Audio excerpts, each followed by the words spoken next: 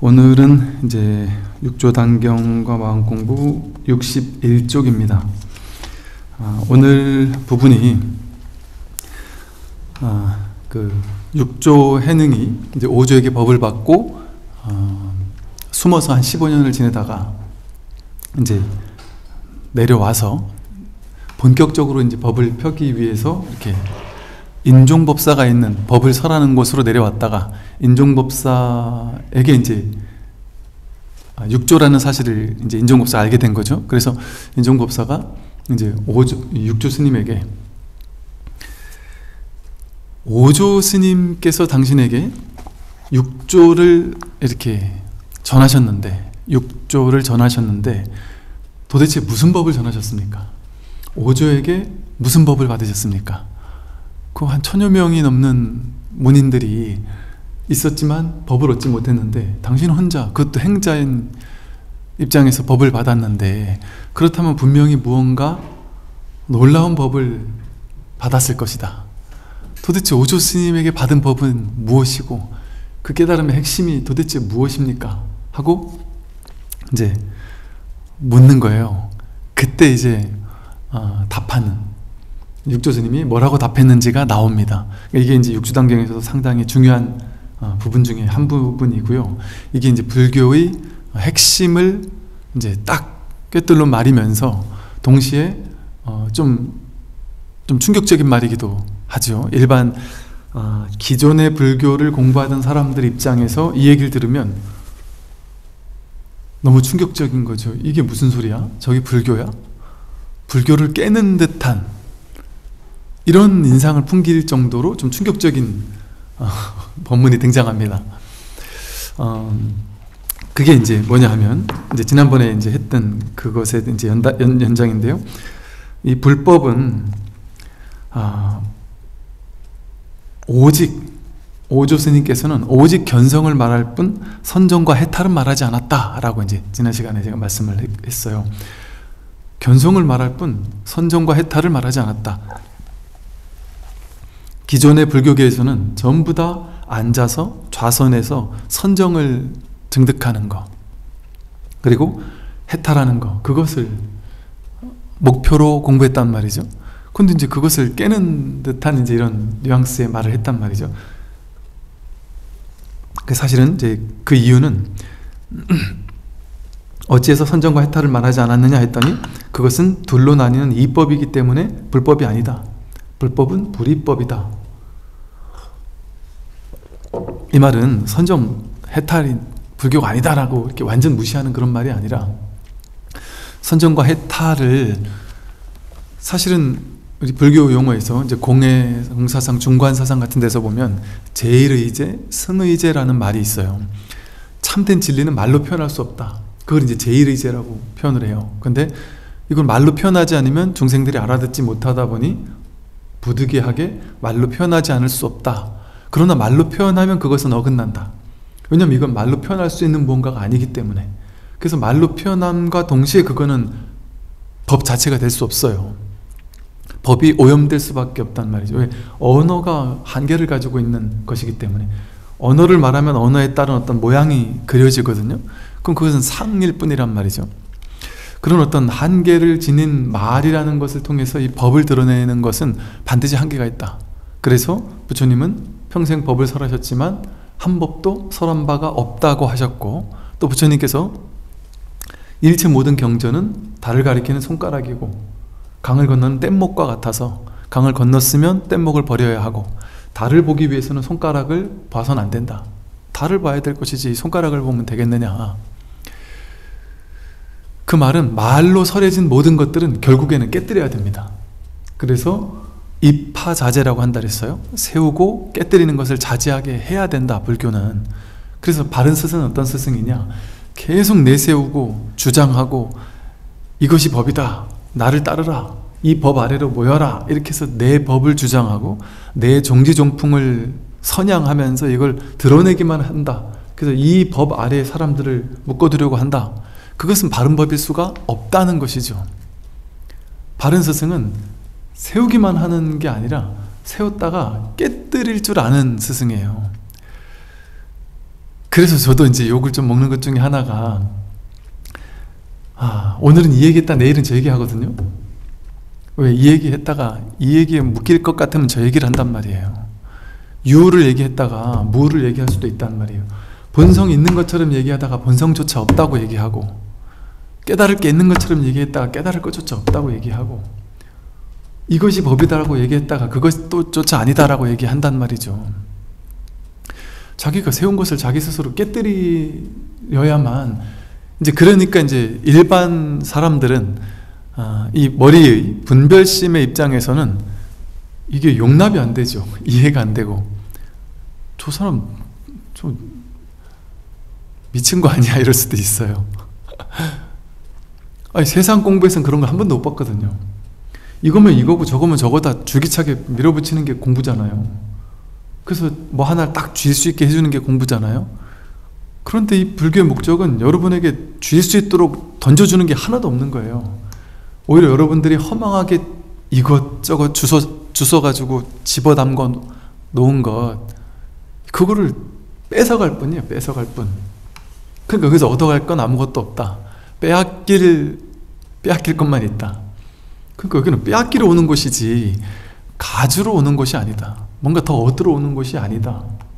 이 사실을 모르면 분별이 충족되기를 원하거든요. 생각이 충족되기를 원해요. 그러니까 생각은 그래서 스님 이거란 말입니까? 저거란 말입니까? 결론을 좀 내주세요. 결론 안 내주면 본인이 막 속 시끄러워서 답답해 죽으려고 합니다. 목표가 뭔지도 모르고, 그 답답함, 그게 좋은 건 줄 모르고 여기서 결론을 내려고 머리를 가지고 기어코 결론을 내리려 한단 말이에요. 그래서 결론이 뭔지 그거를, 난 그게 중요하다, 그걸 얘기해라, 그걸 끝끝내 얘기 안 한단 말이죠. 그걸 얘기하면 거기 머물기 때문에, 이거구나 하고 탁 쥐기 때문에, 어느 것도 쥐어서는 안 되고 어디에도 머물면 안 되니까. 그래서 세웠다 깨뜨렸다를 자제하게 하면 어떻겠어요? 이러지도 못하고 저러지도 못하고, 분별이 이러지도 못하고 저러지도 못하고 손댈 곳이 없는 거예요. 발 디딜 틈이 없다.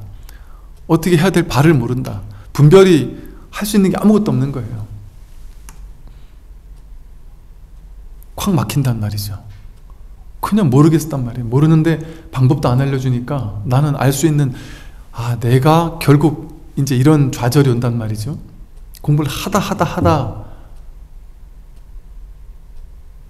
내가 해서 안 되는 거구나, 머리로 안 되는 거구나, 내가 어떻게 도리를 써가지고 방법을 써가지고 할 수 있는 뭔가가 아니구나 하고 완전히 좌절이 와야지 그때 공부가 되는 것이지. 끝끝내 머리를 가지고 이건가 저건가 해서 결론을 보려고 하면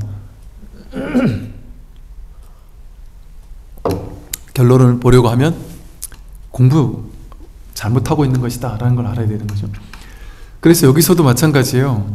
선정과 해탈이 잘못됐다는 얘기가 아니라, 해탈은 부처님께서 말씀하신 건데 그게 틀린 거다 이렇게 얘기할 일이 있겠습니까? 근데 해탈이라는 말도 말이잖아요. 말로 표현된 것은 다 오염될 수 있는 가능성이 있단 말이에요. 해탈이라는 말은 묶인 것에서 풀려난다는 얘기인데 방편이죠. 그 말도 당연히 방편이죠. 묶인 것이 있는 사람은 해탈을 얘기해야 되잖아요. 너 묶였잖아, 거기서 벗어나야 돼 하고. 근데 이미 묶인 것이 없는 사람에게는 그런 얘기를 할 필요가 없죠. 아픈 사람에게는 건강할 수 있어, 건강에 희망을 줘야 되잖아요. 건강을 갖다 주는 것처럼 얘기하지만 건강한 사람한테 건강을 줄게 이런 얘기 할 필요 있습니까? 건강에 대한 얘기를 할 필요가 없어요. 그냥 건강하게 사는 것 뿐이지. 그러니까 해탈한 사람에게는 해탈이 필요가 없어요. 어리석은 사람에게만 해탈이라는 방편으로 그런 어떤 것을 제시해 준 것일 뿐이죠. 그런데 이 어떤 함정이 있느냐 하면, 해탈하니까 또 이걸 둘로 나누는 이분법적인 관점에서 생각을 한단 말이에요. 사람들은 해탈 안 한 중생이 있고 해탈한 부처가 있지. 그러니까 나는 해탈 안 한 중생이니까 해탈한 부처로 가야지. 둘로 나눠 놓고 이쪽에서 저쪽으로 가야 되는 것처럼 착각한단 말이죠. 선정에서 나올 때가 있고 선정에 들어갈 때가 있다. 선정이 아닐 때가 있고 선정일 때가 있다. 그럼 둘로 나누잖아요. 그 선정 아닌 사람이 선정인 쪽으로 가려고 하면 방법이 필요하고 수행법이 필요한단 말이죠. 둘로 나뉘는 공부예요. 그러니까 불교에서 수행이 필요 없다라고 할 때는 이런 측면에서 저쪽으로 가는 공부가 아니다라는 측면에서 수행할 필요 없다라고 하는 거예요. 근데 그런다고 아무것도 안 하면 그건 영원히 중생일 뿐이다 하는 말은 뭐예요? 결국에는 수행을 해야 된다는 거잖아요. 그런데 바른 수행을 해야 한다는 거죠. 저쪽으로 가는 이런 추구하는 수행을 해서는 안 된다. 그래서 마조 스님도 추구와 지향이 있게 되면 그건 바른 수행이 아니다.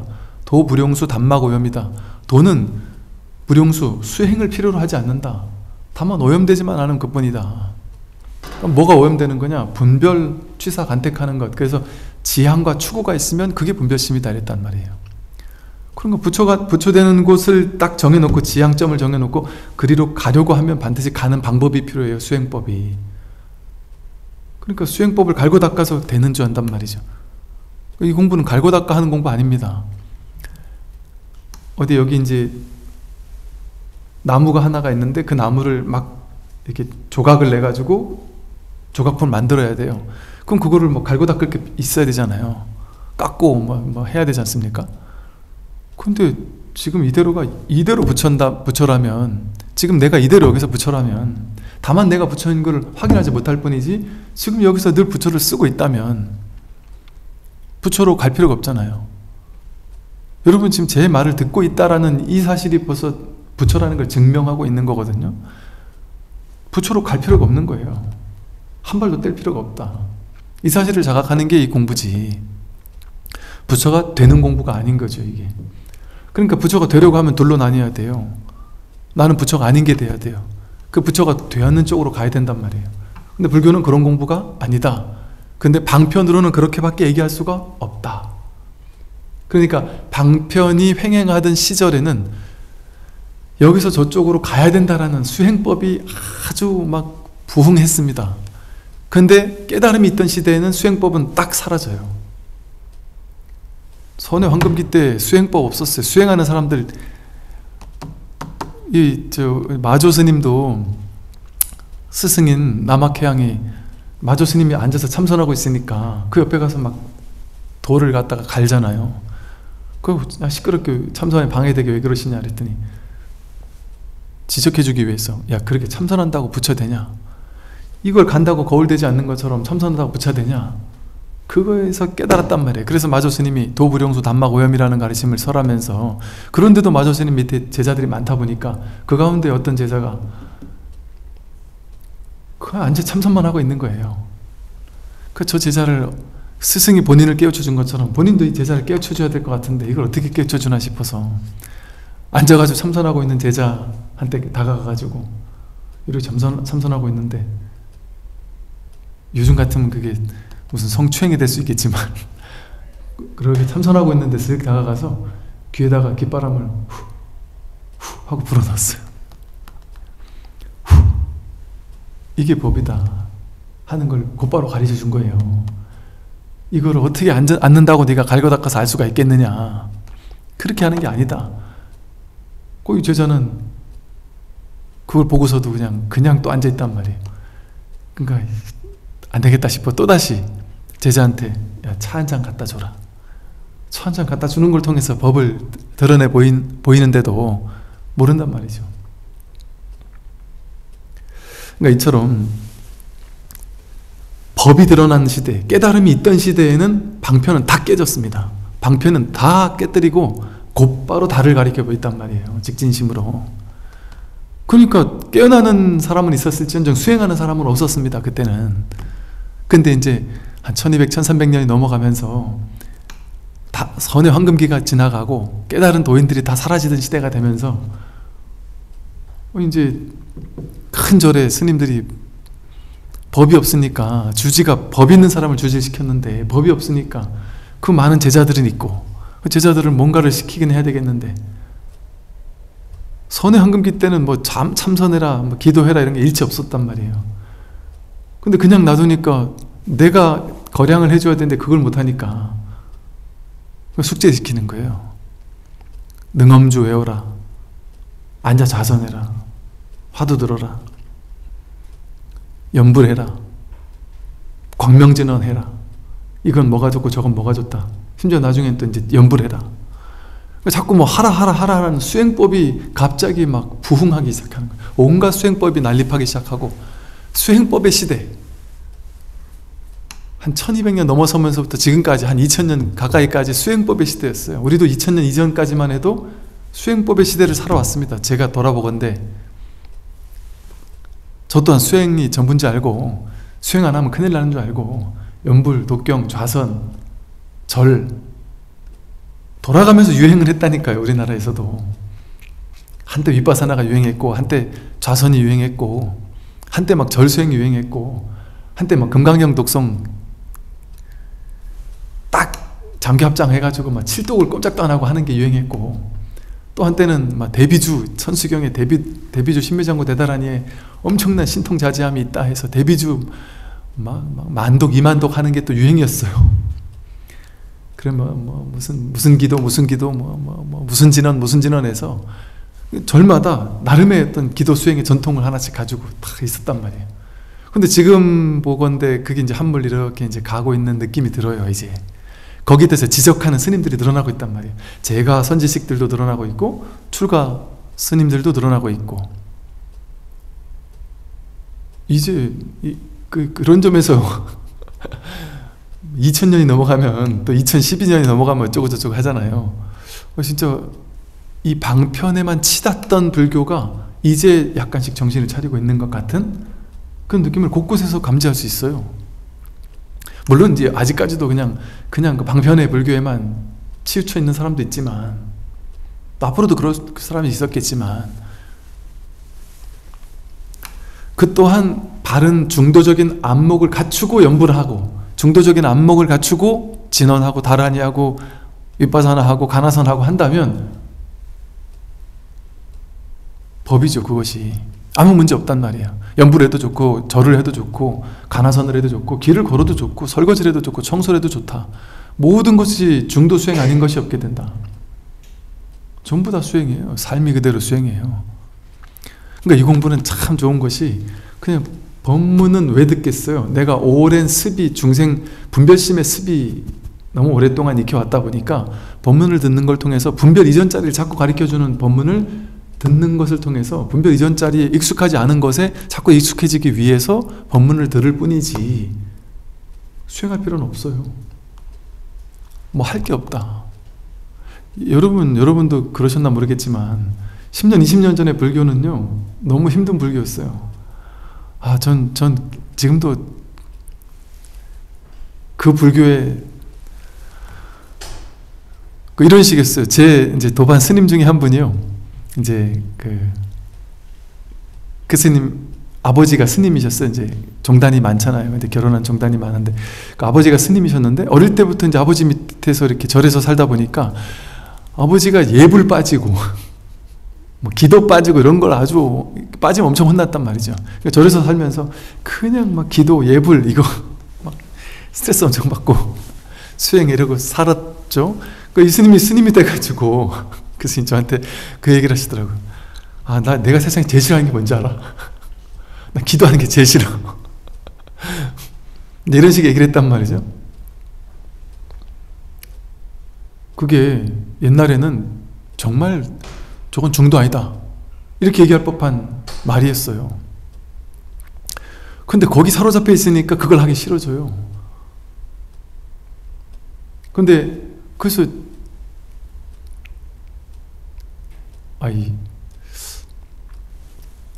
얼마 전에 종단에 아주 그 어른 스님 중에 한 분이 이렇게 앉아가지고 좌선만 오래 앉아있으면 안 된다. 그리고 무슨 공부가 되겠느냐. 스승과 제자가 자꾸 탁말하고 법문을 해주고 해야지. 선방에서 법문이 없는 선방이 어디 있느냐. 법문을 해주고 법을 가르쳐주고 탁말하고 하는 시간을 늘릴지언정 좌선하고 앉아있는 시간을 줄여야 된다. 그게 선의 본뜻으로, 육조 스님의 본뜻으로 다가가는 것이다. 그런 말 했다가 욕도 먹고 그러셨죠. 아직은 욕을 좀 먹긴 하겠지만, 그런 분들이 이런 오염되기 이전에 활활 발발했던 선에 그것을 다시 가져와야 된다. 그러지 않고서는 이렇게 오염된 수행 가지고 수십 년을, 한평생을 갈고 닦아봐야 한 발 진도 나가지도 못하고 자기 성품을 확인하지도 못하는 그런 불교를 해가지고 어떻게 할 것이냐. 그리고 이거는 불교는 수행하는 종교가 아니에요. 깨닫는 종교지. 그리고 수행하다 보면 나중에 결과적으로 한번 깨닫고 딱 끝나겠지, 그거 아닙니다. 자기 성품을 확인하기 전에는 공부 시작도 안 한 거예요. 그냥 입문도 안 한 거예요. 불교 입문 시작도 안 한 거예요. 공부가 아닌 거죠. 그러니까 그냥 모를 뿐이지. 그러니까 일단 자기 성품을 확인하고 나서 그때부터 이제 진짜 공부가 시작되고 수행이라는 게 진짜 그때 시작되는 거죠. 근데 다행인 것은 견성 이전에도 그냥 들을 뿐이지 할 건 없어요. 견성 이후에도 그냥 법을 듣고 삶을 살 뿐이지 따로 막 갈고 닦는 수행은 필요가 없다. 정말 얼마나 자유롭습니까? 얼마나 자유로운 공부예요? 얼마나 해볼 만한 공부예요? 우리도 다 할 수 있는 공부잖아요. 특히나 이 공부는 재능이 필요가 없어요. 재능이. 악인도 깨닫고 살인자도 깨달아요. 앙굴리마라처럼. 또 주리반뜩처럼 멍청한 바보도 깨달아요. 복이 있는 사람, 복이 없는 사람 상관없단 말이에요. 출제가 상관없고 남자 여자 상관없고 외도 불교 상관없습니다. 그러니까 오히려 요즘에는요, 불교 30년 공부했다 이런 사람이 오히려 더 느껴져요.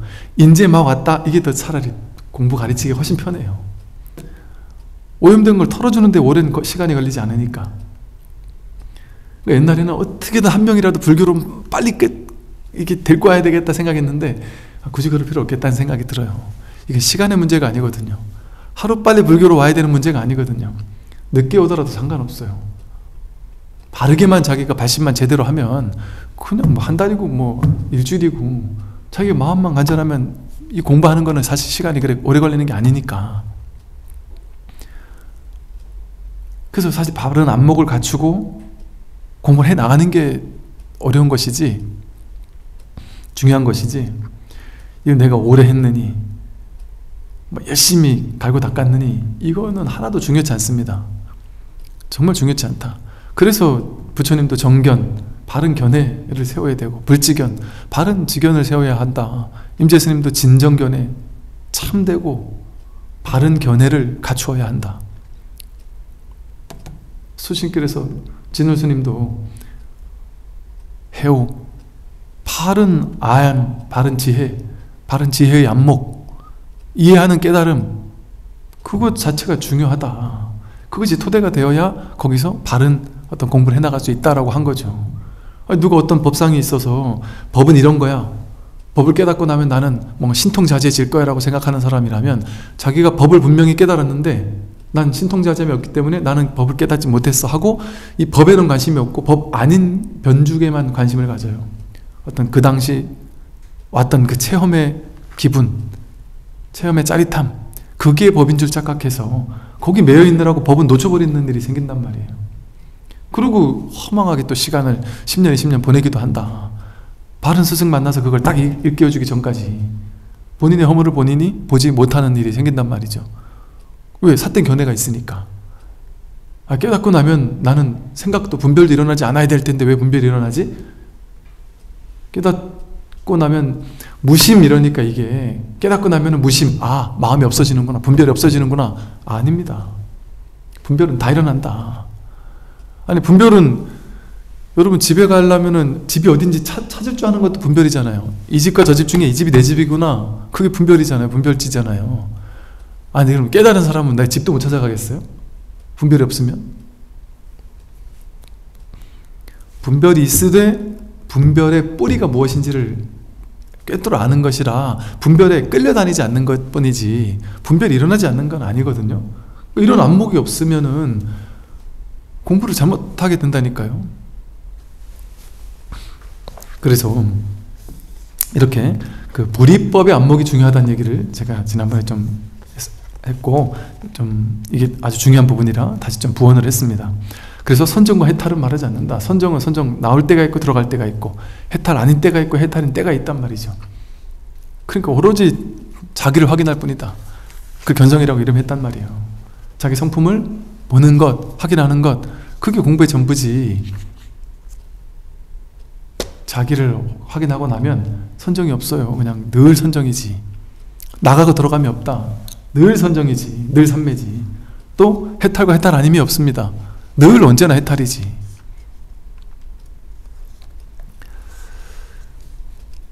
그래서 인중법사가 이제 다시 물었어요.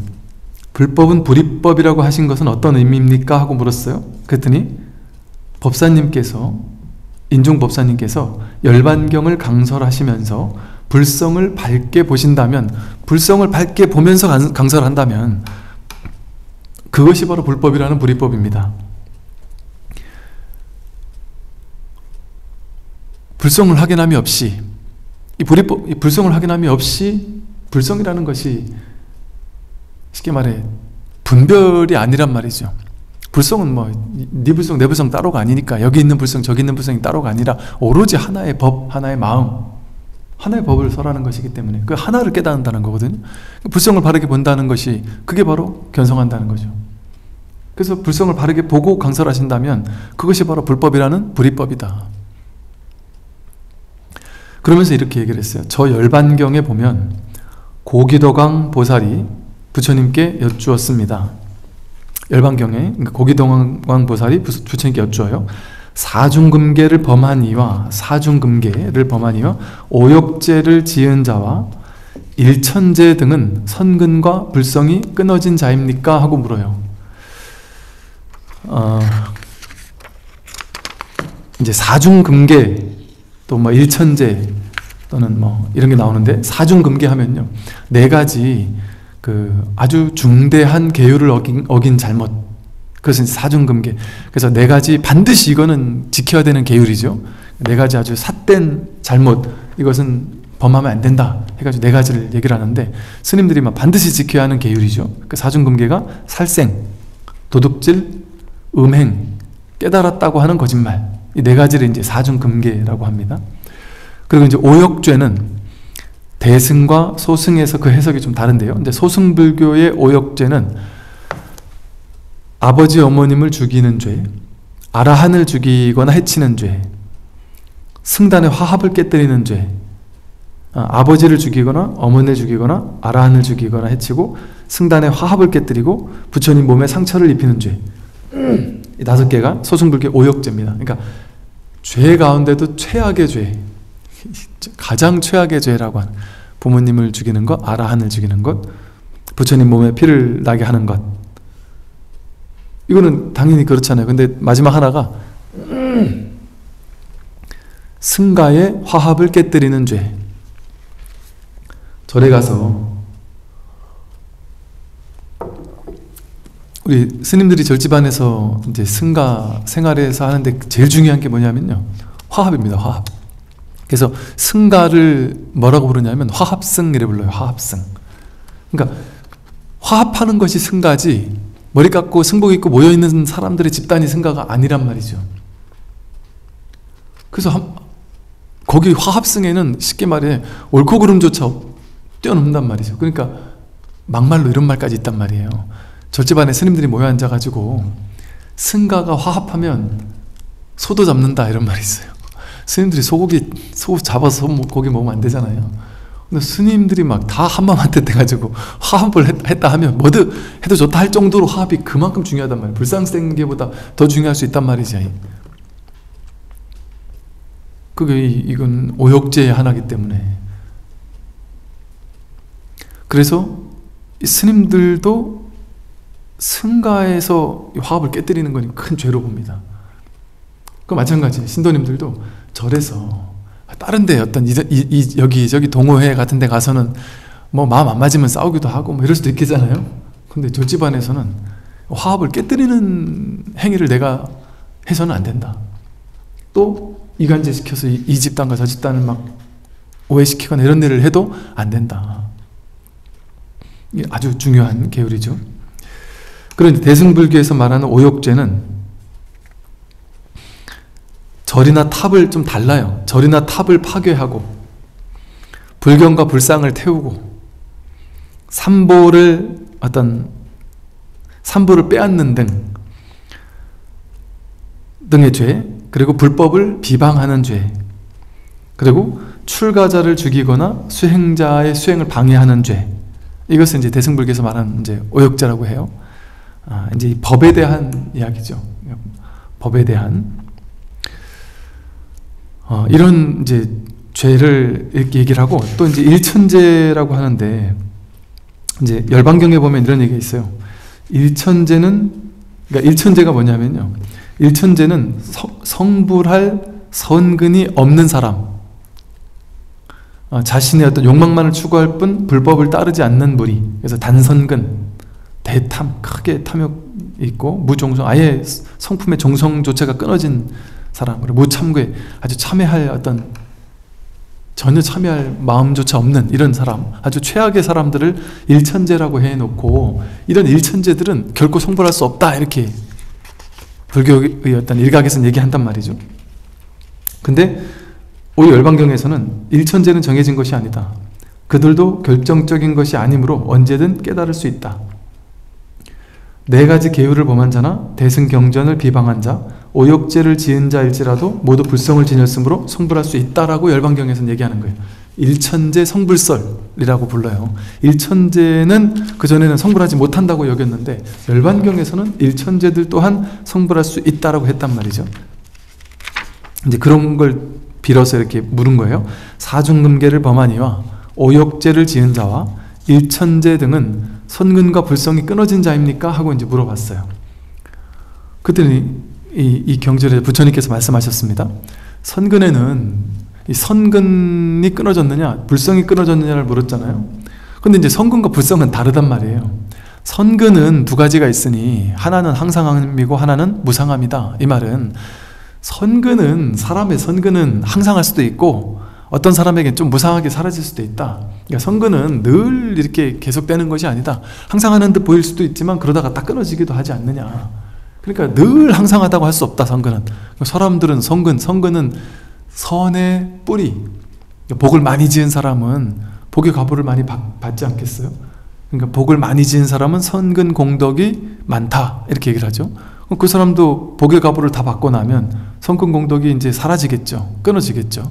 그러니까 선근 공덕이라는 건 이 선근과 불성을 이렇게 같은 선상에 놓고 볼 수 없는 거죠. 그러니까 선근은 이렇게 항상할 수도 있고 끊어질 수도 있다.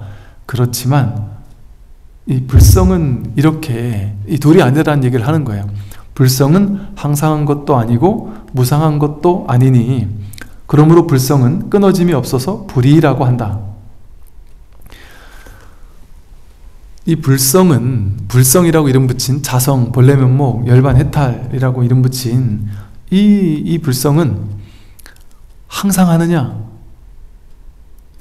편의상 항상한다라고 얘기할 수도 있어요.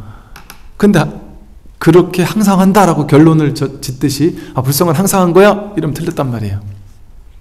근데 항상한 거다라고 이야기할 만한, 그러니까 불교의 모든 것은요, 말로 표현할 수 없어요.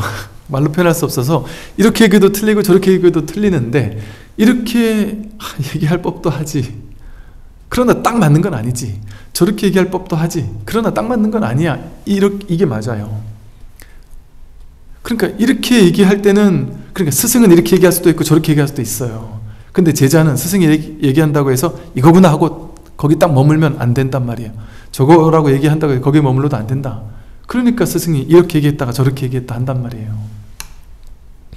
그건 그냥 말일 뿐이라서 그 말에 얽매여서는 안 되는 거죠.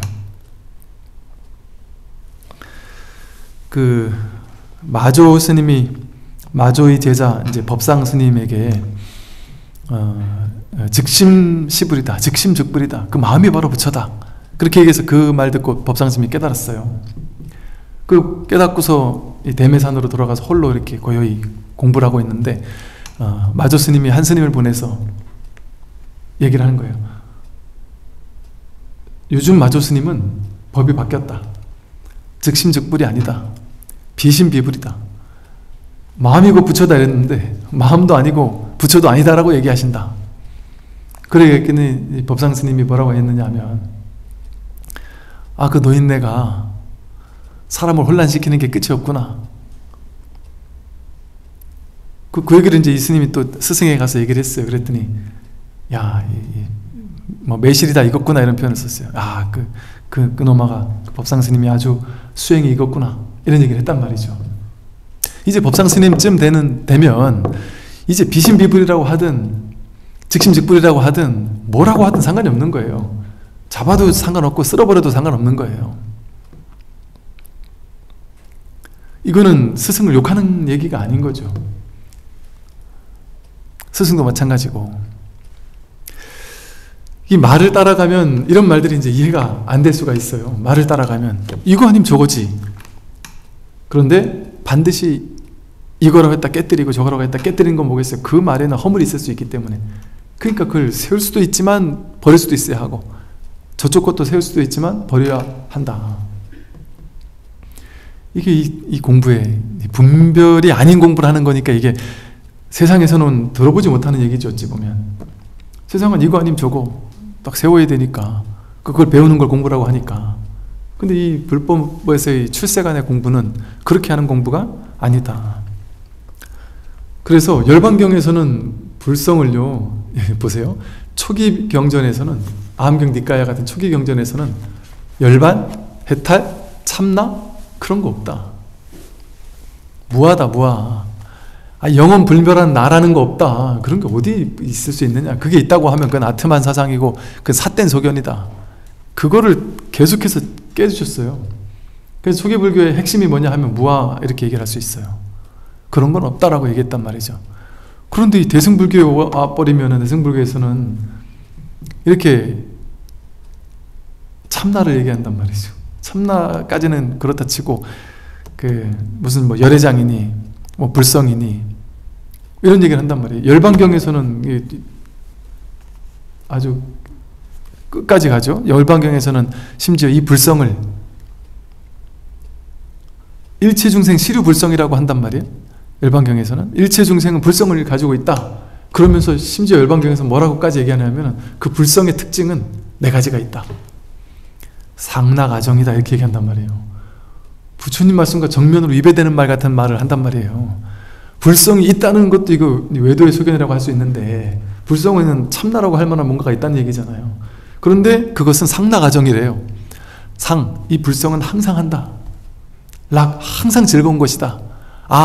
이게 바로 진정한 나라고 할 만한 것이다. 이것은 깨끗한 것이다. 이 맞는 말이 틀린 말이에요.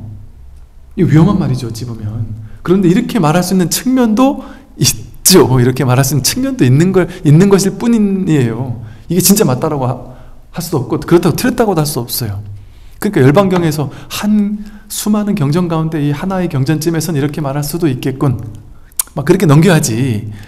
이거에 딱 머물러 가지고 불성은 상락아정이야 여기에만 목매고 있으면은 안 된다.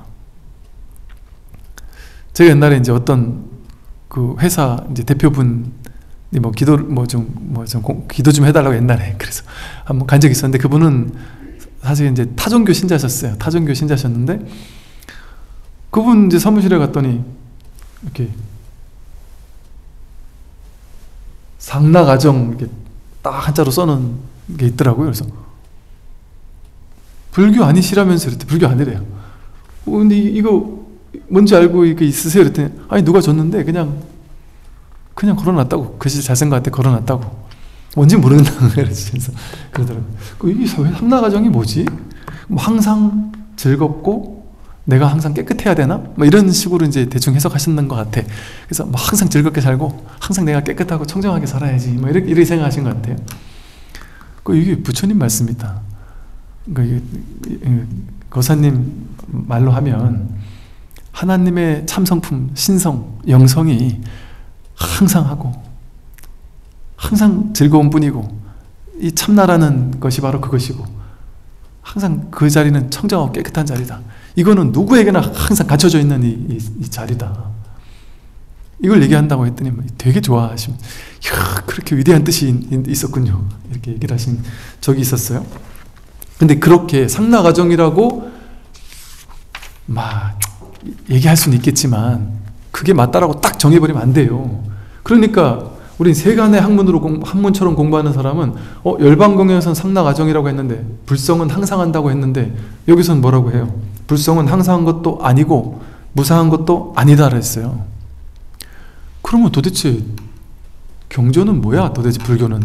어느 경전에서는 불성이 있다래고 어느 경전은 불성 없다래고 어느 경전에서는 불성이 항상 한다고 하고 어디에서는 불성을 항상 한다고 하면 그건 외도다라고 얘기하고 어디서는 열반과 선정을 얘기하고 어디서는 열반의 해탈은 아니라고 쓸어버리고 이게 놀라운 불교만이 지니는 이 무분별지 출세간의 이 깨어남의 가르침 이 깨달음 전통에서만 할 수 있는 말이에요. 이거 이 세상에서 세속에서 이런 말을 했다가는 미친놈 소리 듣는 거죠. 말도 안 되는 소리죠 이게. 전혀 이치에 맞지 않는 말이거든요. 이치를 넘어서는 공부를 얘기하는 거예요. 불성은 항상 한다 하는데 내가 딱 사로잡혀도 안 돼요. 불성 항상 한다? 그 생각이 있으면 그건 아닙니다. 불성은 무상하다. 거기에 생각이 딱 정해서 불성은 이런 거라고 정해놓는다면 그건 불성 아니에요. 아무리 정교하게 불성은 이런 거야 저런 거야 라고 정해놔도 그건 불성이 아니다. 즉 불성은 머리로 아무리 계산하고 따지고 체계화하고 조직하고 이해하고 해가지고 불성을 쌈박하게 이해했다? 100% 틀린 겁니다. 완벽하게 틀린 거죠. 그러니까 불성에 대한 전문가가 아주 불성에 대한 엄청난 논문을 막 수백 수천 편을 썼다 해도 그 사람은 불성을 깨달았다고 할 수는 없어요. 깨달을 확률은 점점 더 희박해지죠. 왜? 머리로 너무 정교하게 정리해 놓게 되면 머리로 이해하는 것은 전혀 불성이 아니니까. 그래서 불성은 항상 한 것도 아니고 무상한 것도 아니다. 그러므로 불성은 끊어짐이 없어 불이라고 한다. 그런데 또 불성은 끊어짐이 없다고 했어요. 끊어지고 이어지는 뭔가가 아니다. 그래서 불성은 그래서 불이법이라고 한다. 불성은 무슨 방편으로는 또한 하나라고도 얘기해요. 불성을 화엄경에서는 일진법계 일체법이고 불법이다 이런 얘기가 있거든요. 불법을 바로 뭐 열애고 진여다 이런 표현이 있어요. 일체법이 진여고 열애고 불법이에요. 그리고 도가 바로 법계다 허공계다 이런 표현이 있단 말이에요. 이 세계가 온 우주 허공계가 그대로 법계다. 그런 차원에서 화엄경에서는 이 세상의 불성, 이 진실을 일진법계라고 표현을 해요. 일진법계, 오로지 하나의 진실한 법계뿐이다. 그냥 일진법계뿐이다. 이 세상은 온통 일진법계뿐이다. 일진법계가 바로 화엄경에서 말하는 마음이에요. 마음. 일체 유심주할 때 그 마음. 이 마음이 모든 걸 지었다. 마음에서 모든 게 나왔다. 마음이 바로 모든 것이다. 그게 바로 일진법. 모든 게 다 낱낱이 다 떨어져 있는 것 같지만 이게 다 하나의 마음이다.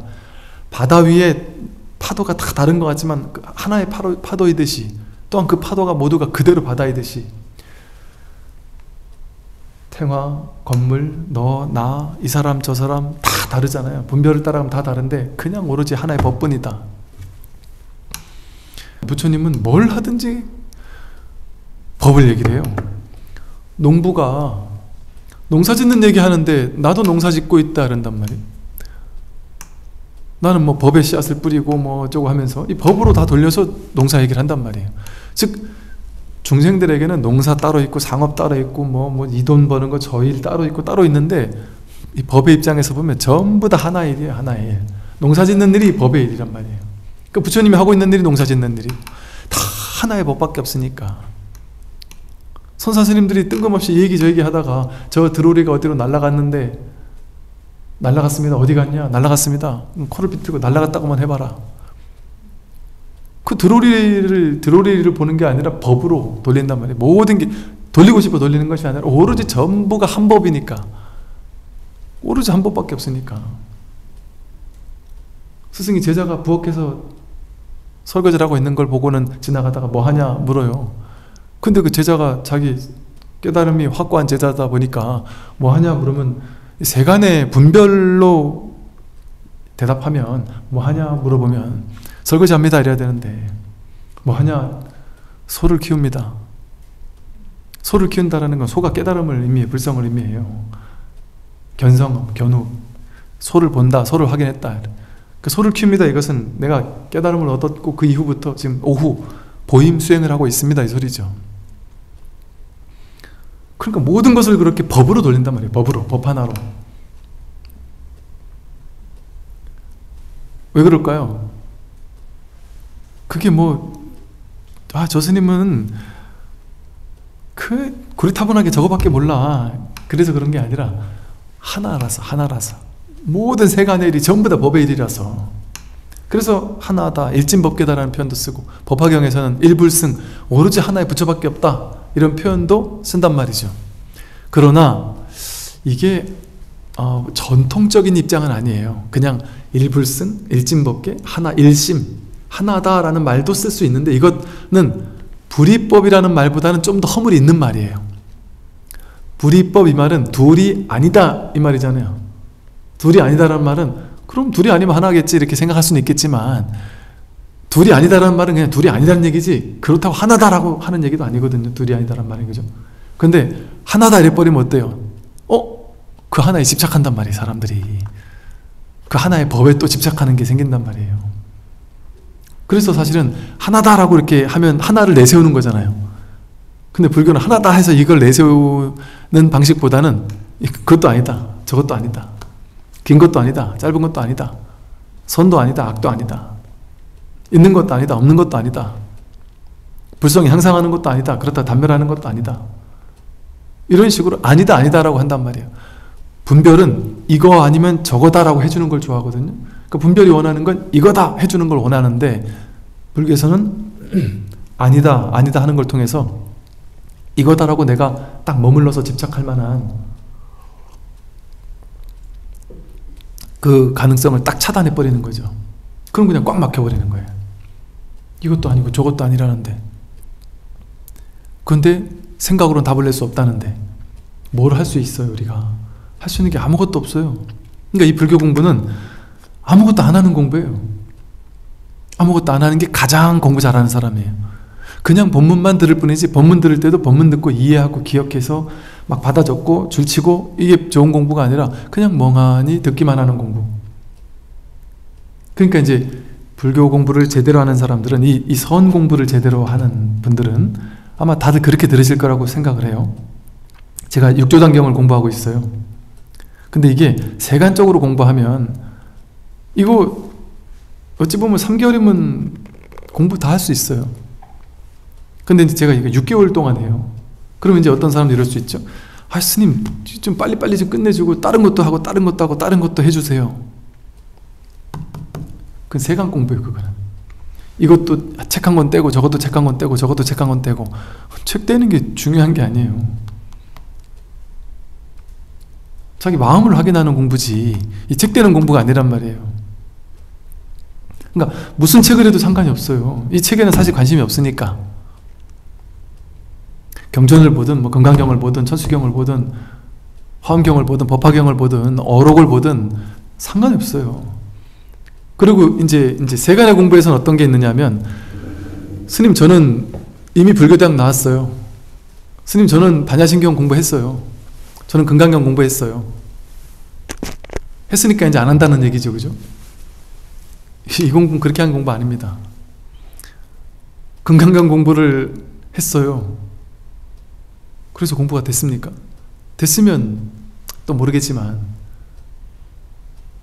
이 문자 공부하는 게 아니기 때문에 금강경에는 관심이 없어요. 금강경을 통해 자기 마음을 확인하는 게 중요한 것이지. 그러니까 금강경을 2번, 3번, 4번 다시 본들 상관이 없단 말이에요. 이 공부는 그렇게 공부하는 거예요. 그런 자세로 공부를 하는 것이다. 그러니 사실은 제가 뭐 굳이 육조단경을 하지만 여기 뭐 하루 이틀 나와서 공부하시는데 굳이 안 사셔도 됩니다 라고 하는 얘기가, 이거 사가지고 막 이렇게 보고 막 처음부터 끝까지 보고 막 그거 굳이 그러지 않아도 돼요. 그러니까 영상 나오는데 무슨 처음 1편부터 내가 끝편까지 다 봐야지, 이것도 뭐 나쁘진 않으나 중간중간 봐도 상관없다. 이 공부는 다 그냥 같은 얘기를 이렇게도 표현했다가 저렇게도 표현했다가 하는 거죠. 그러니 어찌 보면 세간의 기준으로 보면요, 제가 이제 더 이상 설법할 게 없는 거예요. 다 했으니까. 다 똑같은 얘기밖에 더 해요. 제가 뭐 새로운 얘기 하는 거 있습니까? 하나도 없어요. 맨날 똑같은 얘기만 해요. 근데 듣는 사람들은 맨날 또 듣는단 말이에요. 왜 듣겠어요? 똑같은 얘기인데, 다 아는 얘기인데, 이미 들은 얘기인데. 이거 학문을 공부하는 것 같으면 그거 안 하죠. 그렇게 안 하죠. 이미 한번 뗐는데 뗀 교과서를 뭐하러 또 봐요. 다른 교과서 봐야지. 근데 이게 중요한 게 아니란 말이에요. 그냥 혼자 떠들기 뭐하니까 그냥 이거 주제를 하나 갖다 놓은 것 뿐이지. 그래서 이게 내가 이 세간에 공부하듯이 공부하면 안 된다. 세간 공부하듯이 뭐 책 떼듯이 이렇게 공부할 필요가 전혀 없는 공부고, 특히나 내가 할 공부가 없어요. 그러니까 얼마나 속편한 공부예요. 진짜 이게 제일 중차대한 공부면서 제일 에너지 낭비 없는 공부예요. 그냥 놀며 하면 되니까. 그러니까 다들 이제 공부하는 사람들 뭐라고 하느냐 하면, 좀 좋은 이어폰을 사서 이어폰도 제가 안 좋은 이어폰을 사서 이게 껴보니까 이거 귀가 좀 안 좋아지더라고요. 좀 좋은 이어폰을 사든지, 그냥 많은 분들이 늘 그러세요. 집에만 있으면 공부도 집중도 오히려 안 되고 운동도 안 되는데, 야 스님 법문 들으면서 제 좋은 점들이, 제가 막 못 깨달았어도 좋은 점이 많습니다. 그래서 뭐냐 그랬더니, 스님이 때때로 이 공부 얘기 아닌 것 같은 얘기도 한 번씩, 삶을 어떻게 사는지 얘기도 한 번씩 해주는 것도 좋고, 또 하나 더 좋은 게, 이게 뭐 딴 거 할 필요가 없는 공부니까, 딴 때는 앉아가지고 연불하든 독경하든 아니면 무릎 아파 죽겠는데 딱 장기 합장해가지고 하니까 막 이게 막 부종도 생기고 피도 안 통하고 앉아가지고 좌선하면서 1시간 2시간 있어야 되니까 막 힘들고 그랬는데, 이거는 내가 혼자서 조용히 산에 가서 산길을 걸으면서 법문 듣기가 제일 집중이 잘 된다. 그러니까 고요히 길을 걸으면서, 산길을 걸으면서 고요히 홀로 법문 들으면서 공부할 수 있는 게 너무 좋다. 그러니까 옛날에는 안 그랬는데 이제는 매일같이 하루에 한 번씩, 이틀에 한 번씩, 일주일에 몇 번씩이라도 산길을 걷는 게 아주 습관이 되놓으니까 운동도 되고 몸도 건강해지고 법문도 듣고, 그러다 보니까 봄, 여름, 가을, 겨울 매 순간 지금 산에 가보세요. 이 봄에 꽃이 확 폈다가 지면서 연한 연초록의 잎이 돋아날 때, 저도 산에 낮 시간에 가는 것도 좋지만 오후에 오히려 한 서너 시 돼서 올라가요. 서너 시 돼서 올라가면 요즘 같으면 한 7시쯤 돼야 해가 떨어지거든요. 그럼 한 4시 돼서 올라가도 한 대여섯 시, 한 2시간에 올라가거든요. 그럼 한 3시쯤 올라간다 하면 5시, 한 2시간 올라가면 한 1시간 그 위에서 이러고 앉아있다가 또 1시간 이렇게 내려온단 말이죠. 그러면 그 5시부터 6시까지 그 해가 떨어지기 직전, 그때가 산색이 가장 아름다울 때입니다. 풍경이 가장 아름다운 순간이고, 그 낙조의 그 아주 붉은 빛이 이 푸릇푸릇한 이 연한 초록의 잎들을 반짝반짝 만들어주는 그 풍경이 너무나 아름다워요. 길을 걷고 이제 내려오는 순간도 그 아주 사선으로 오는 그 빨간 빛이 너무 아름다워요.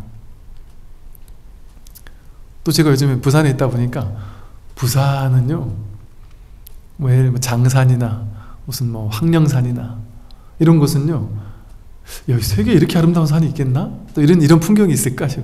탁 정상에 올라가면요, 뭐 광안대교에서부터 해운대에서부터 부산 전체가, 시내 전체가 막 다 내려다 보이 일대가 쫙, 바다가 그냥 쫙 펼쳐져 있습니다.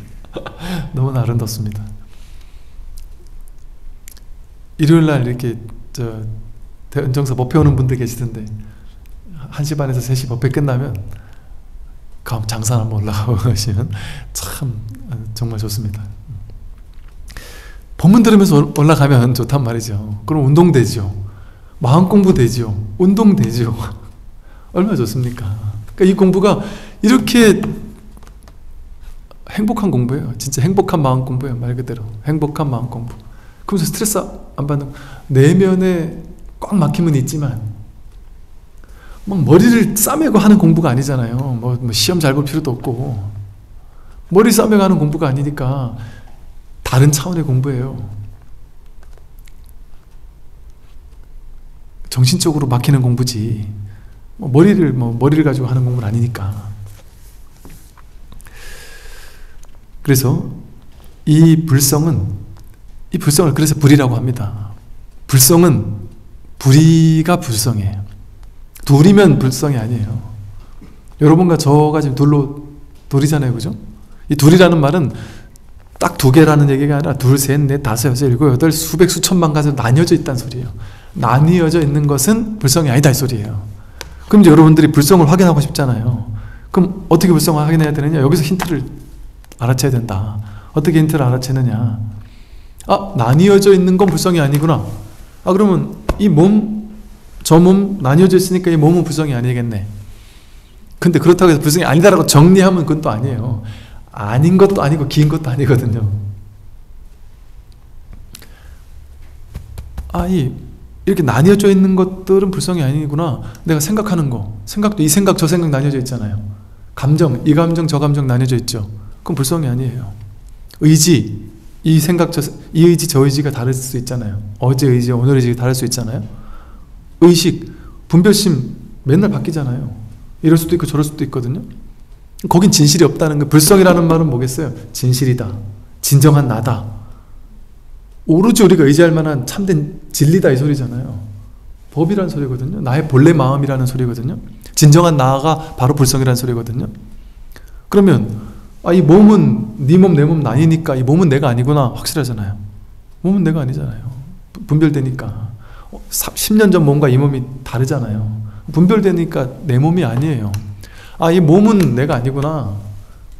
생각 내가 아니구나. 이 생각 저 생각 둘로 나뉘니까 생각 내가 아니고 생각의 내용은 내가 아니구나.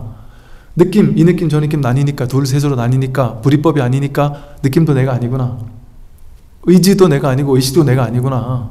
진정한 나, 진정한 불성, 진정한 진리가 아니구나.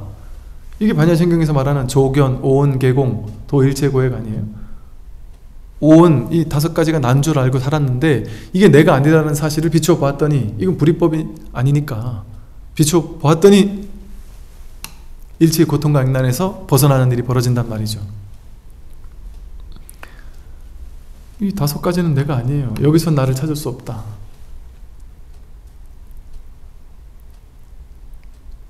그런데 여기에 있다.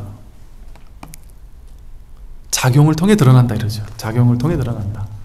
제가 이렇게 말을 할 때 말을 통해 드러난다. 이 법은, 불이법이 말을 통해 드러나고 있다. 생각한다. 생각은 법이 아닌데 생각이 법이 아니라고 할 수도 없는 이유는 뭐냐면 생각이 일어나는 걸 통해서 법이 확인되고 있단 말이에요. 생각이 일어난다는 그 작용을 통해서 법이 확인되고 있다. 보는 걸 통해서, 소리를 듣는 것을 통해서 법이 늘 확인되고 있다. 여기서 확인되는 게 무엇이냐? 근데 그것이 둘이라면 그건 아니다. 근데 가만히 보세요. 이 말을 둘이면 아니다 했어요. 그러면 내가 불성을 봤다. 그러면 그건 불성일까요? 본 내가 있고 본 것이 있잖아요. 그럼 둘이잖아요. 그건 불성이 아니죠, 그죠? 그러면 내가 이렇게 볼 수 있는 건 불성이 아니구나. 그러니까 불성은 모양이 없고 크기가 없다 이런 얘기를 하는 거죠. 색깔도 없다 이렇게 얘기를 하는 거죠. 그렇게 나뉠 수 있는 것은 불성이 아니다. 이 소리 저 소리가 분별되면 그것도 불성이 아니다. 그러면 둘이 아니라 그랬어요. 내가 저 소리를 듣는 것도 불성이 아니에요. 어떤 소리를 들어도 불성의 소리를 들을 수 없어요. 불성을 냄새 맡거나 맛보거나 감촉을 느낄 수 없어요. 감촉을 느꼈다면 그건 둘이니까. 느낀 내가 있고 느끼는 것이 있으니까. 힌트 하나 드릴게요. 어떤 사람은, 혹은 여러분들 중에도 어떤 사람이, 누구나 그래요, 누구나. 제가 이제 그 비유를 많이 들죠. 산에 올라갔다가, 아침 새벽부터 산에 올라갔다가 산 정상에 딱 도착했는데 마침 해가 막 탁 떠오르고 있다. 그래서 그 모퉁이를 돌아서 거길 딱 올라섰는데 장엄한 아름다움의 풍경이 눈앞에 쫙 펼쳐지고 있을 때 생각이 딱 멎진다. 그거를 말해서 우리가 무라일체 이런 식의 표현을 하죠, 그죠? 무아지경 이러죠, 그죠? 내가 사라진 지경이라고 옛사람들도 그 깨달은 사람들이 아닐 텐데 무아지경이라는 말을 썼단 말이에요. 내가 사라지는 것 같은 경험이다, 경계다, 이런 식의 표현을 썼단 말이에요. 힌트입니다. 즉 그 순간에는 내가 저 해 뜨는 것을 본 것이 아닌 거예요. 보는 나와 보이는 해가 둘로 나뉘지 않은 순간이란 말이죠. 그 순간. 굳이 말로 표현한다면 그냥 봄 그 자체만 있는 것이지, 내가 저것을 본다가 아니라 그냥 봄이라는 경험, 작용, 그거 자체, 그 하나, 그게 불이법의 경험입니다. 쉽게 말한다면. 그렇게 둘로 쪼개지지 않는 그런 어떤 순간들을 힐끗힐끗 누구나 경험하고 살아요. 누구나 자기가 부처니까 자기 그 순간을 경험할 수밖에 없죠. 그리고 이것을 명확하게 그거다라고 얘기하면 안 되지만, 힌트라고 말씀을 드린 것이, 또 다른 힌트를 또 얘기를 해본다면, 와칭이라는 책인가 하여간 그런 게 있습니다. 이 뭐 축구 선수가 펠레가 그날따라 막 몇 득점을 하면서 막 날아다니던 경기가 있었는데, 경기 끝나고 인터뷰를 하는데, 오늘은 정말 여태까지 축구 경기하면서 체험해보지 못한 경기였다. 오늘 경기는. 오늘 경기를 하는데 나는 내가 축구를 한다는 생각 자체가 없었다. 아무런 생각이 없었다. 완전히 축구장과 완전히 하나가 되어가지고 뒤에도 눈이 달린 것처럼 축구장 전체가 통으로 하나로 보이면서 내 몸이 지 혼자 알아서 막 달리는데 하나도 피곤한 게 없었다. 힘든 게 없었다. 이런 상태였으면 하루 종일 뛰어도 전혀 피곤하지 않을 것 같았다. 이런 식의 그 순간과 완전히 하나 되는 순간을, 그날 완전히 엄청난 실력을 발휘했던 날이었다 그러거든요. 또 그 뭐죠? 이렇게 카레에서 1등 했던 사람이 그 1등으로 치고 나가면서 1등 했던 사람이 인터뷰할 때도 비슷한 인터뷰를 하거든요. 완전히 그 차와 나와 이 땅과 이 모두가 완전 하나 되는 것 같은 그 상황에서 나도 모르게 그냥 막 치고 나가지더라. 그런 경험들이 있단 말이에요. 사람들은 저마다 자신의 어떤 막 몰입할 때 내가 사라지는 이런 체험 경험들 한단 말이죠. 그것을 비추어 본다면, 즉 보세요. 우리는 내가 저것을 경험하는 것만 할 수 있나요? 그게 아닐 수도 있다는 거죠. 그죠? 꼭 내가 있고 저것이 있어야만 경험하는 게 아닐 수도 있죠. 아닐 수도 있는 가능성 아니에요. 좀 전에 얘기했던 그것이. 그죠? 하나로 통으로 경험되는 그런 가능성이 있을 수 있구나. 그죠? 있을 수 있단 말이에요. 부처님도 안근이 색경을 촉해가지고 안식이 일어나는 거, 그건 다 허망한 거다. 다 소멸시켜야 될 거다 이랬어요.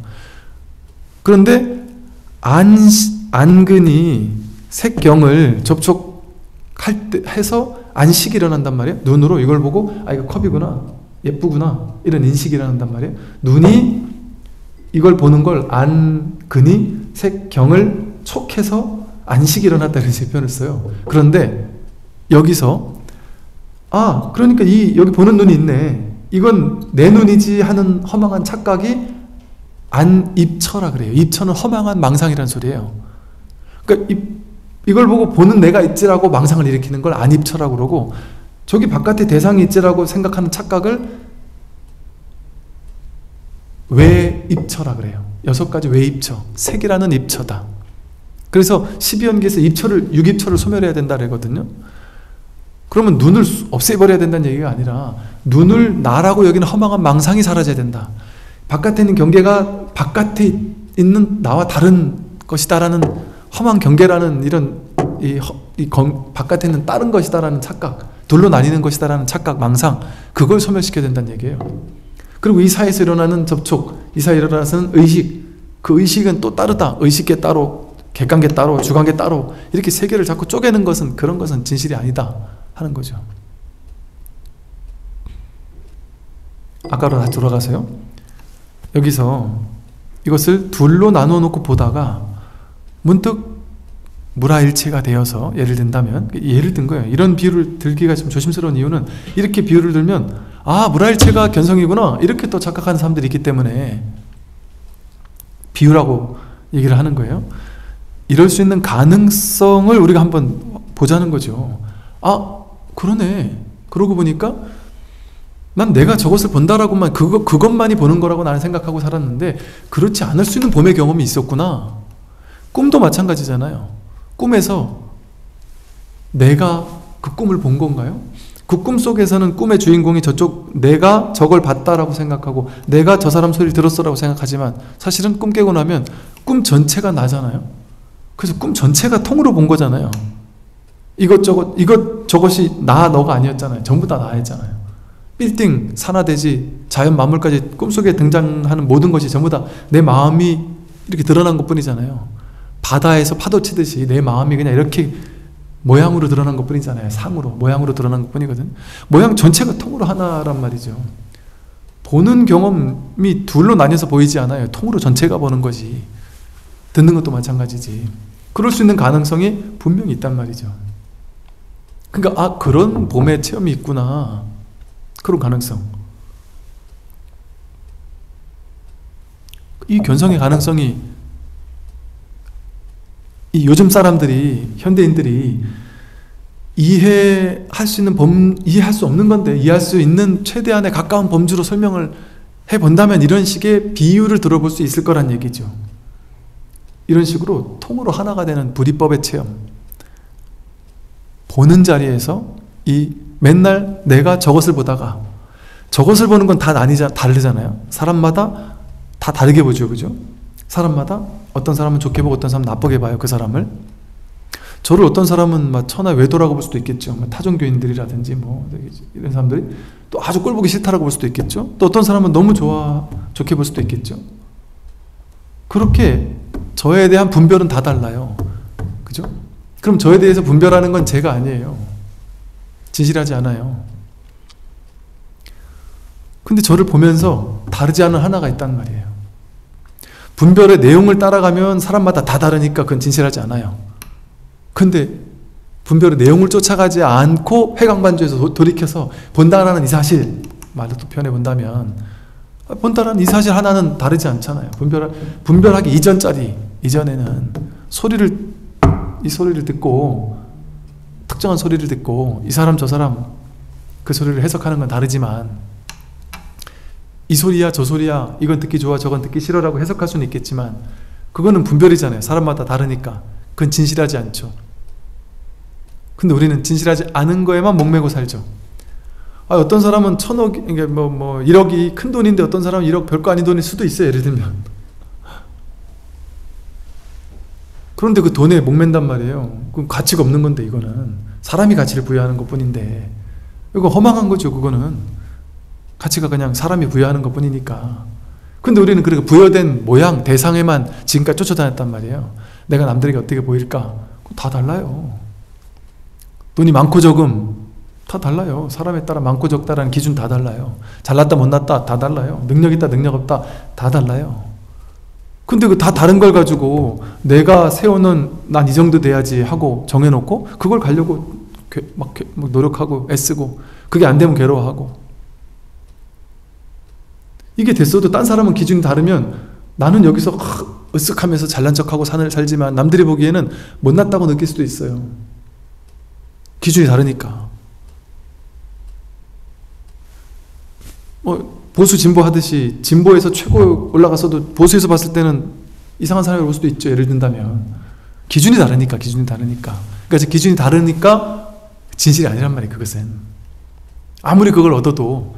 근데 우리는 평생 그 모양만 쫓아가서 그 모양을 화려하게 만들고 아름답게 만드는 거, 그거에만 관심 갖고 사니까 괴롭단 말이에요. 그 모양의 세계는 진실하지 않으니까. 모양의 세계에는 허물이 항상 있어요. 오염이 돼 있어요. 그 모양의 세계는 항상 분별되는 세계이기 때문에 좋을 수도 있고 나쁠 수도 있고 늘 괴로움의 가능성을 안고 있습니다. 늘 괴로운 세계예요. 근데 모양 따라가지 않을 수 있는 가능성이 우리에게 있단 말이에요. 모양 따라가지 않고도 그 모양을 다 쓰면서도, 분별을 다 쓰면서도 분별이 허망하구나, 진실되지 못하구나, 공하구나 라는 사실을 자각하고 살아갈 수 있는 가능성이 있단 말이죠. 하나가 된다고 해서, 불이법을 체험한다고 해서 내가 하나니까 네 남편이야 내 남편이야 똑같은 남편이네 이러지 않는단 말이에요. 이 집이나 저 집이나 다 내 집이네 이러지 않는단 말이에요. 마음에서 근원에서 하나구나라는 게 있지 겉으로는 분별 다 한단 말이에요. 분별 다 하되 분별에 끌려다니지 않는 거고, 분별에 노예가 되지 않는 거고, 분별에 휘둘리지 않는 것 뿐이지. 얼마나 자유롭겠어요? 얼마나 자유롭겠어요? 근데 내가 지금까지는 그 경계에 끌려다니며 살았다 보니까 이 참된 성품의 이거를 이름에서 성품이라고 이름한 거지 뭐 성품이 따로 있겠어요? 텅 비어서 아무것도 없는 걸 이름에 그냥 성품이라고 이름했을 뿐이지. 그런데 이게 또 완전히 없다고는 할 수 없는 게 이게 다 아니까 이렇게 이게 봐서 알고 들어서 알고 우리가 순수의식이다라고 얘기하는 사람도 있는 것처럼 이렇게 봐서 알고 들어서 알고 견문각제에서 아는 이게 있으니까 완전히 없다고 할 수 없어요. 완전히 죽었다고 할 수 없단 말이에요. 이렇게 살아있단 말이에요. 이렇게 보는 걸 통해 살아있고 듣는 걸 통해 살아있고 늘 이렇게 움직이고 있잖아요. 근데 내 움직이고 있는 이 모든 것에 생각이 자꾸 중계방송을 해요. 처음부터 끝까지 내 인생을 중계방송해요. 이건 잘했어 잘못했어 이건 더하지 그랬니 이건 왜 못했니 막 중계방송을 하는데 그 중계방송하는 속삭임만 없으면 분별만 없으면 이대로 완전해요. 여러분, 스님 저는 죽을 병 걸려서 내일 모레 죽을 건데 어떻게 이대로 안전합니까? 내일 모레 죽을 사람도 이대로 안전해요. 죽어야지 안전한 거예요. 계속 살아있는 거 안전한 거 아니에요. 죽는 게 아름다운 거예요. 병드는 게 아름다운 거고 절망하는 게 아름다운 거예요. 부처님은 절망하지 않고 죽지 않고 늙지 않았을까요? 늙고 병들고 죽고 온갖 고통 다 당하셨어요. 부처님도 모함도 당하고. 그러나 그대로 아무 문제가 없었어요. 태풍이 몰아치고 폭풍이 몰아쳐서 나무가 뽑혀도 그대로 안전해요. 봄 돼서 꽃이 펴도 안전하고 여름에 우거져도 안전하고 가을에 단풍 져도 안전하고 단풍이 다 떨어졌을 때도 안전해요. 1년생 풀들이 피어났을 때도 땅으로 돌아갔을 때도 그거 자체로 아름다운 거예요. 호랑이가 토끼를 잡아먹고 사슴을 잡아먹고 사는데 호랑이는 나쁜 놈이고 사슴은 좋은 걸까요? 그 잡아먹히는 토끼도 아름다운 일이고 잡아먹는 호랑이도 아름다운 일이에요. 뭐 아름답다고 말할 수도 없어. 그냥 그럴 뿐이에요. 그냥 아무 분별이 없어요. 그냥 그럴 뿐인 거예요. 근데 우리가 생각을 개입시키면 호랑이는 천하에 죽일 놈이다. 지 한 끼 먹기 위해서 매 평생 얼마나 많은 생명을 죽였느냐. 그거 자기 생각 아니에요.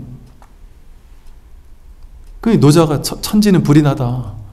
천지는 인자하지 않다. 천지는 그냥 그럴 뿐이에요. 법은 진실은 그냥 그럴 뿐이에요. 그건 아무 의미가 없어요. 귀하고 천한 게 없어요. 세상에는 고귀하고 삿된 게 따로 없습니다. 고귀하고 삿된 게 따로 없어요. 선악이 따로 없습니다. 법의 자리에서는. 그런다고 해서 막 살지 않아요. 걱정 안 해도 됩니다.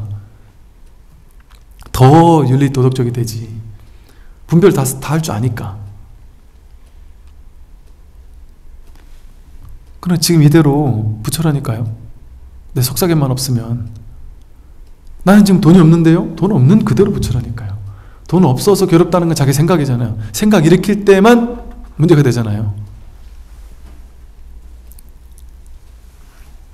난 아파서 부처가 아니다? 아파도 부처예요. 모든 상황이 그대로 부처를 드러내고 있다. 그대로 진실을 드러내고 있다. 이대로가 진실이다. 그러니까 추구할 바가 있습니까? 추구하려는 생각이 우리를 괴롭게 해요. 추구하려는 생각이 있으면 바로 성공과 실패가 있어요. 추구한 게 성공했느냐 못했느냐. 그러니까 성공 못하면 괴롭고 성공하면 행복하겠죠. 행복이 있는 곳에 불행이 있어요. 행복도 없으면 불행도 없어요. 성공이 있는 곳에 실패가 있어요. 아예 성공도 안 만들어 놓으면 실패도 없어요. 애착하는 거에 증오하는 것도 있어요. 애착하지 않았으면 증오도 없어요. 그 양 두 개는 두 개가 아니라 하나거든요. 그러니까 추구심을 만들어 놓지 않으면 지금 추구할 게 없으면 끝난 거 아니에요? 여기서 이대로 부처란 말이죠. 근데 물론 이렇다고 해서 이 얘기를 듣고 머리로 딱 이해하고 나서 아 오케이 나 이해 다 했어. 나 이제부터 아무것도 안 하겠다. 그러고 살면 본인이 그러고 사는데 행복하다 하면 상관없어요. 괜찮다. 상관없어요. 그게 깨달음이에요. 그런데 그러고 사는데 자기가 자꾸 불편하거든요. 자꾸 힘들고 머리로 알겠는데 이게 소화가 안 되니까 자꾸 삶이 괴롭단 말이죠. 자꾸 끌려간단 말이죠. 그러니까 공부를 계속 하는 거예요.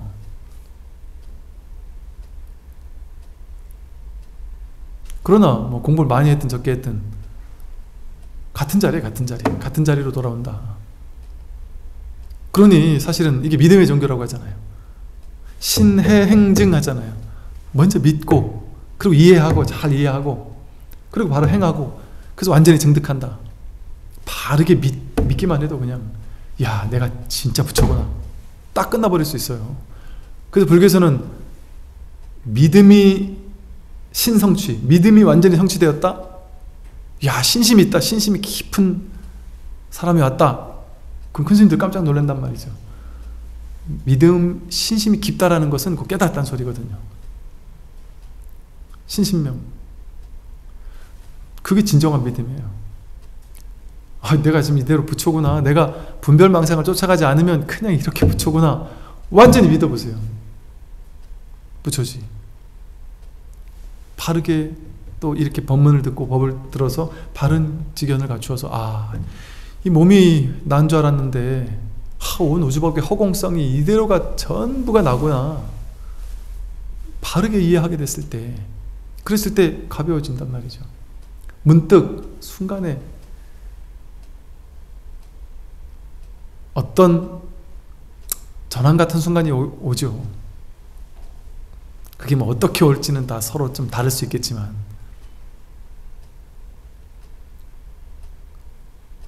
그냥 얄팍하게 머리로만 막 이해하면, 그럼 뭐 머리로 이해되는데, 거기서 끝난단 말이에요. 괴로움이 끝나지 않는단 말이죠. 그래서 이런 이제 법에 대한 공부를 꾸준히 하고, 뭐 힘든 것도 아니니까, 그렇다고 세상 일 못하는 것도 아니니까, 세상 일은 세상 일대로 하고, 시간 날 때 운동 삼아, 취미 삼아 공부하면 되니까. 그러나 그렇게 하더라도 마음이 점점 더 알아서 간절해져요. 알아서 내 인생의 가장 중요한 1번, 중차대한 1번이 이 공부가 돼요. 그거 억지로 하려고 해서 안 돼요. 억지로 내가 발심해라, 억지로 이 공부를 1번으로 해라, 그거 강요하는 거 아니에요. 제가 왜 여러분한테 그걸 굳이 강요하겠습니까? 강요하고 싶은 마음도 없고, 억지로, 여러분도 억지로 그걸 그렇게 만들려고 애쓸 필요 없어요. 저절로 돼요, 저절로. 모르긴 해도 지금 여기 앉아 계신 분 몇 분 안 계시지만, 여러분들이 그 목요일날, 수요일날 10시를 기다려서 시간을 맞춰놓고 있다가, 이거 또 비법이 있다대요. 이거 뭐 복사하기 했다가 딱 붙여놔야지 될 수 있다대요. 뭐 그런 것까지 연구해 가면서 여기 직접 와서 들어야지 하고 생각할 정도면, 그게 얼마나 정성이에요, 정성. 그 말은 뭐겠어요? 내가 그만큼 간절하단 말이거든요. 간절하면 그렇게 행동이 돼버려요. 그냥 내가 하고 싶고 하고 싶지 않은 게 상관없어요. 그냥 이렇게 가는 게 내가 더 편한 일이라, 뭐 가는 게 되게 스트레스 받는 일이 아닌 거예요. 내가 가는 게 좋은 일이니까 저절로 가게 되듯이, 저절로 된다, 이 공부는. 저절로, 무의자연으로 저절로 되는 공부예요. 그러면서 이제 조금씩 내가 만약에, 그렇다고 또 이건 100% 무의니까 난 아무것도 안 해도 되겠다, 이렇게만 또 하면 안 된다. 저절로만 된다라고 해도 또 극단이잖아요. 내가 열심히 할 필요가 없다 이래도 또 이것도 극단이란 말이에요. 그러니 저절로 된다라고 얘기했다가, 그냥 마음을 내라고도 또 얘기했다가, 어디에 딱 안주하지 못하게 한단 말이에요. 분별이 안주하지 못하게. 그러면서 이게 되는 건지 안 되는 건지도 모르고, 왜 되는 건지 안 되는 건지 모르는 게 진짜 공부예요. 야, 난 공부 이만큼 되는 것 같아, 저만큼 공부된 것 같아. 이거는 자기가 그렇게 분별하는 거지, 생각하는 거지, 공부된 게 아니에요. 깨닫기 직전까지 모를 뿐이에요. 깜깜할 뿐. 오히려 깨닫기 직전에는 더 깜깜하다고 하죠. 이건 진도가 나가지 않는 공부예요. 이거는 딱 도노하기 전까지는 진도가 나가지 않는 공부다. 너는 한 발도 못 된 것 같다. 그러나 이제 분별의 기준에서는 사실은 진도가 많이 나가고 있어요. 그래서 나중에라도 여러분들이 누군가에게 또 법을 설해주거나 할 때 또 그것들이 다 공부가 되고 기회가 돼요. 또 그래서요, 또한 선도 있고 불선도 있지만, 불성은 선하지도 않고 선하지 않은 것도 아니니 이를 일러 불이라고 한다. 뭐 세상에 선도 있고 불선도 있잖아요. 여기서도 선근 이래 얘기했듯이 선도 있고 선하지 않은 것도 있는데, 불성은 선도 아니고 선하지 않은 것도 아니에요. 불성을 물론 선이라고 말할 수도 있어요. 근데 이거는 여기는 선악이 붙을 자리가 없어요. 선악은 자기 생각 속에만 있어요. 진실에는 선악이 없습니다. 옳고 그름이 없어요. 맞고 틀림이 없고 나쁜 놈 착한 놈이 없어요. 다 똑같은 바다 위의 파도일 뿐이지, 여러분이 착한 일 많이 했다고 법에서 뭐 더 혜택을 받고 나쁜 짓을 많이 했다고 법에서 차별되고 그러지 않습니다. 이 법은 그 누구도 차별하지 않아요. 세간상에서의 분별심은 착한 일 하면, 인과법은 착한 일 하면 착한 결과를 가져오고 나쁜 일 하면 나쁜 결과를 가져오도록 해요. 그거는 세상법이에요. 세상 인과법이에요. 인과법. 이 법은 인과법이 아니라 비인비과예요. 비인비과. 법에서는 아무 차별이 없어요. 얼마나 고맙고 다행스러운 일입니까? 내가 나쁜 짓을 했어도 이 법에서는 차별받지 않는다니까요.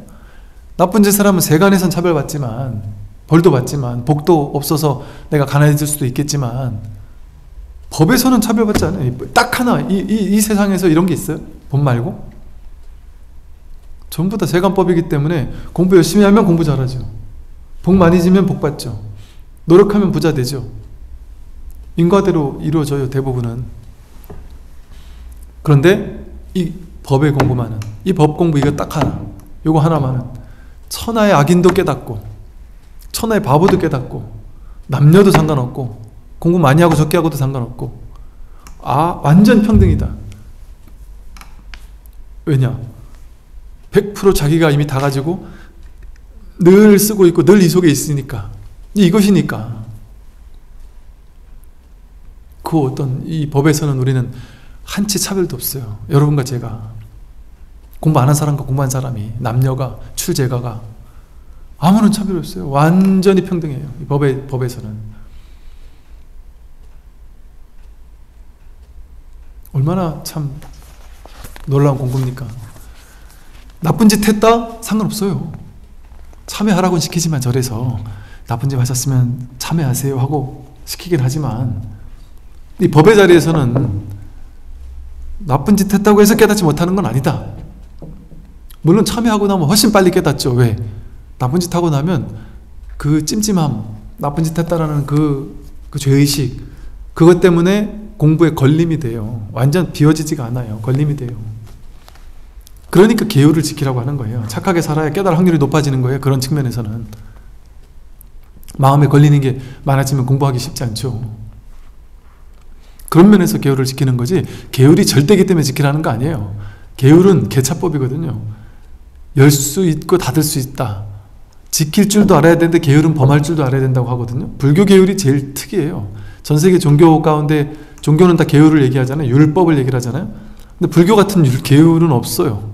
불교는 반드시 지켜라가 아니에요. 반드시 지켜라 해놓고 법문할 때 보세요. 계율을 지켜라 해놓고, 그러니까 절에 와서 수계는 아무나 다 해도 돼요. 어기면 어쩌지 하는 두려움 없이 아무나 다 와서 수계 받아도 돼요. 불교 계율은. 왜냐하면 이거 안 지키면 절대 안 돼가 아니거든요. 불교는 반드시 지키겠습니까? 지키겠습니다 해놓고 나서 마지막에, 그런데 이거는 지킬 줄도 알아야 하고 범할 줄도 알아야 합니다. 이렇게 얘기한단 말이에요.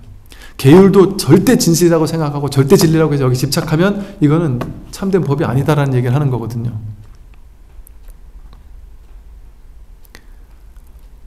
아, 그러니 참 이 공부가 얼마나 정말 걸림없고 자유로운, 말 그대로 출세간에 정말 통쾌한 어떤 확연무성한 이런 공부란 말이죠.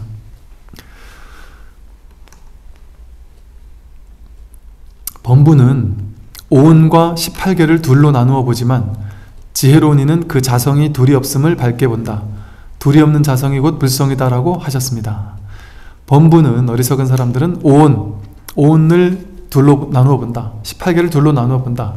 이렇게 5개로 나눠보고 18개, 18개로 나눠보는 거, 이걸 다 둘로 나눈다 이렇게 표현한 거예요. 그냥 오온이 다 따로따로 있는 줄 나누어 본단 말이죠. 색수상행식이 따로따로구나.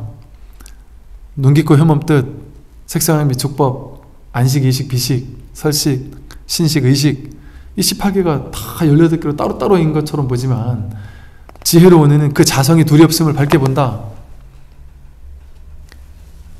보는 것과 보이는 것, 보는 인식, 봄, 이게 통으로 둘, 셋이 아니란 말이야. 하나가 일어나고 있단 말이야. 하나가.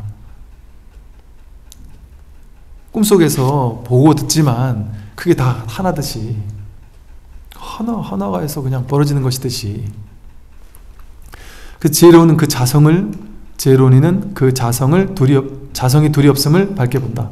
둘이 없는 자성이 곧 불성이다 라고 하셨습니다. 그러니까 둘이 없는 것, 이것만이 진정한 자성이다. 그러니까 이 둘이 없다라는 이 말이 참 곱씹으면 뭐 곱씹을 것도 없지만 참 놀라운 말이에요. 그래, 이게 하나의 화두죠, 화두. 야, 이게 둘이 없을 수 있나? 이게 어떻게 세상이 있고 내가 있고 너가 있고 내가 있고 몸이 있고 마음이 있고 남과 있고 여가 있고 잘난 게 있고 못난 게 있고 선이 있고 악이 있는데 어찌 둘이 없을 수 있지? 여기서 막힌단 말이에요. 왜? 생각을 하면 일단 둘이거든요. 생각과 생각의 대상. 왜 그럴까? 왜 그럴까 하는 생각의 내용과 생각이 둘로 나뉜단 말이에요. 이게 어떻게 둘이 아닐 수 있지? 이걸 이제 화두처럼 들고 있다 보면 문득 회심한단 말이에요. 돌이켜서 묻는 그놈을 돌이켜 깨달음이 뭡니까? 질문이고 답이다 이런 말이 있죠. 이 깨달음의 이 공부는 질문이고 답이에요. 깨달음이 뭡니까? 해서 깨달음이 뭔지를 찾으려고, 답을 찾으려고 바깥으로 여기저기서 답을 구하려고 막 답을 찾다가 깨달음이 뭡니까? 이거네. 깨달음이 뭡니까? 이게 깨달음이네. 그 질문이 그대로 답이었네. 이걸 확인하는 거거든요. 불이법이 뭡니까? 불이법이 뭘까 하고 둘로 찾는 동안은 저기 답이 있고 여기 질문자가 여기 있어야 되잖아요. 근데 질문이 있고 거기에 대한 답이 있으면 둘이잖아. 궁금해하는 내가 여기 있고 궁금해하는 답이 있으면 그건 둘이잖아. 그럼 불이법이 뭡니까? 이거란 얘긴데? 그래 하나잖아요. 둘이 아니잖아요. 불이법이 뭡니까? 하는 이걸 해야 되잖아요. 뭐가 이게 불이법이 뭡니까? 하고 있느냐. 불이법이 뭡니까? 까지 갈 것도 없이 이 할 때 이 여기서 딱 돌이켜야 된단 말이죠. 둘이 아니게. 그러니까 계속 바깥으로 찾아 나서지 않고 딱 돌이켜서 문득 궁금해하든 자기를 확인하는 것이다. 문득 궁금해하든 밖으로 찾아 나서든 자기를, 이 궁금해하는 이것이 법이다. 이 자기를 확인하는 것. 그러나 보이지도 듣지도 알 수 있는 것도 아니고, 알 수 있으면 아는 나와 아는 것이 둘로 나뉘잖아요. 그러니까 알 수 있는 것도 아니다. 대상에서 알 수 없다. 대상이 아니다. 이거는 알미라고 하니까 뭐 내가 아는 거 이런 게 아니다. 자기가 자기를 아는 거지. 자기가 자기를 확인하는 것이지. 법을 확인하는 알미예요. 그런 차원에서 의식이라는 표현을 써도 그만 안 써도 그만이지만, 써도 틀리고 안 써도 그렇지만, 그러니까 이 하나가 하나를 확인하는 이 공부만 있지 내가 법을 깨닫는 일은 없습니다. 여기 내가 있으면 그 법은 사라져요. 나와 법이 둘로 나뉘는데 어떻게 내가 법을 깨달을 수 있겠어요?